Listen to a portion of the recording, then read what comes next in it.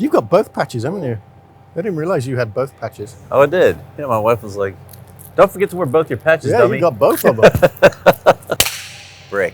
All right, now run.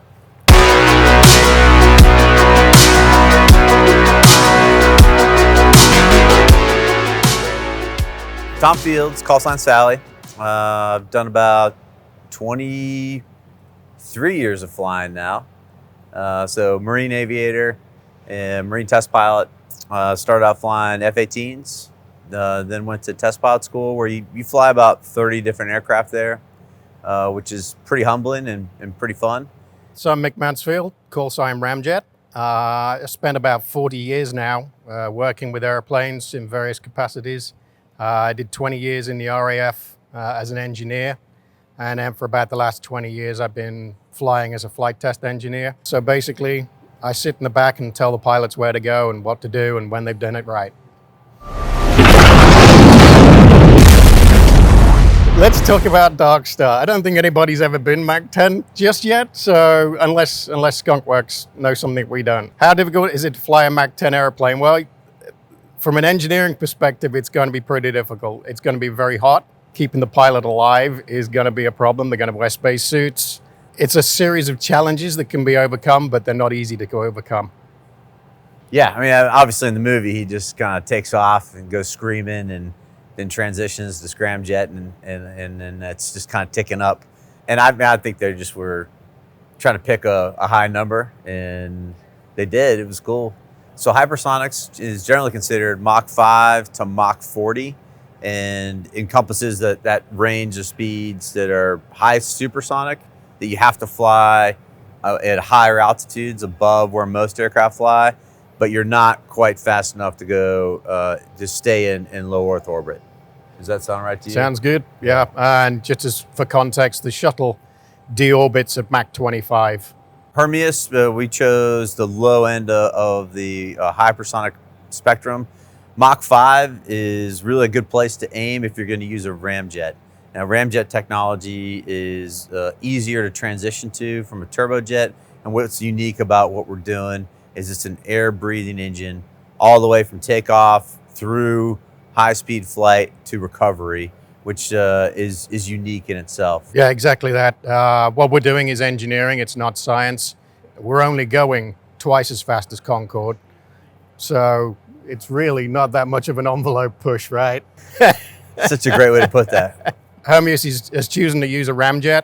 My call sign is ramjet. I've had that call sign for a long time now. I can't actually tell you why I have that, but I will say that all call signs are awarded because of something that you messed up, and I'll let you draw the conclusions yourself. There's a lot of things in the Top Gun movie that are very cool for flight test, and it's stuff that we learn as flight testers. So when you see the deck scene in Top Gun, the old movie and the new movie, there's a whole bunch of people on the roof of the aircraft carrier there. You know, there's probably 300 guys up there. They're all wearing different colored shirts. They're all wearing different kind of headsets. They're all doing a different thing, but they're all part of a big team. And that big team is putting an airplane up or back onto the carrier deck around about every 90 seconds. That's a 4.5 acre carrier deck that's got the same flight rate as Atlanta Airport. That's pretty impressive. And Tom and I were discussing this yesterday. They get there in a kind of crawl, walk, run fashion. They spend a lot of time getting up to that tempo so that they can launch the airplanes and land the airplanes really quick. It's all about teamwork. It's all about everybody knowing their job, everybody being in the right place at the right time. A lot of those guys are right out of school, right out of high school. Average age is around 24. 50% of them are on their first sea tour.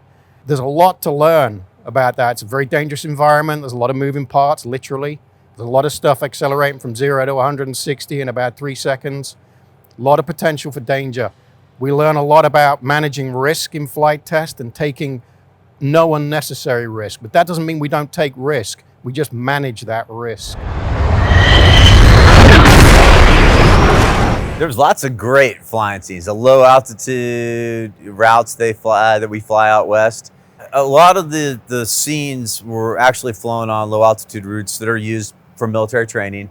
A common one is called the Sidewinder. That's what we call it out in the range complex where we work in the R2508. It goes a long ways. There's several canyons in it, so multiple scenes are easy to identify. Hey, I know exactly where they're flying right there because I know that ridge line, or that valley they're flying down where it's got tight walls and they keep kind of hooking back and forth. That's an easy valley to pick out. One of the scenes that's also easy is there's a famous route up near in Washington called the 1355, I think it is, and it is just amazing. And now you can only get on that route on good weather days, so it's hard. It's a gamble to go up there. In the movie, the start of their like actual attack run, they're shooting in the 1355, and it's kind of funny because a couple of our squadron mates got kicked off that route because they were filming Top Gun a couple years ago, and it was one of those good weather days, and they're like, you got to be kidding me, man. Like, this is my only shot to do this all year, and I can't do it because they're making a movie. Everyone here is the best there is. Who the hell are they going to get to teach us? I think the camaraderie is real. Yeah, I mean, sure. they're dramatizing the ego, and I mean, there's some scenes where you're like, yeah, guys don't really walk around like Iceman or whatever, you know. It's not, you know, it's actually a pretty humble environment, and it's because flying's unforgiving. And when you do make mistakes, it's immediately obvious to everyone around you, and you're either, you know, have the guts to stand up and say, yeah, I didn't have a great day, I porked that away, or you don't, and everybody knows. And your performance is on display always. Yeah, for sure. And FTEs are like Wizzos; they'll tell on you. They tell everybody. You know, this guy was terrible the other day. Usually in great detail. Yeah. And we have the video. Yeah.